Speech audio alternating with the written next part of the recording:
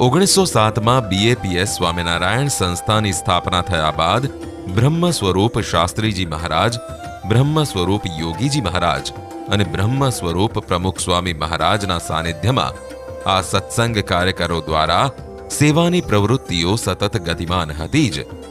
પરંતુ બ્રહ્મ સ્વરૂપ પ્રમુખ સ્વામી મહારાજે દીર્ઘ દ્રષ્ટિથી 1972માં આયોજન કરીને કાર્યકરોનું એક વિધિવત માળખું સ્થાપિત કર્યું હતું. એ વાતને આજે 50 વર્ષનો સમય વીતી ગયો છે.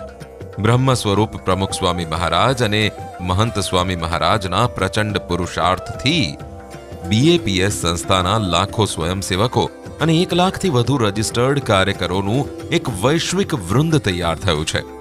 આ કાર્યકરોની નિસ્વાર્થ સેવાઓને બિરદાવવા માટે મહંત સ્વામી મહારાજના આશીર્વાદથી જાન્યુઆરી 2024માં સુરત ખાતે ગૌરવવંતા BAPS કાર્યકર સુવર્ણ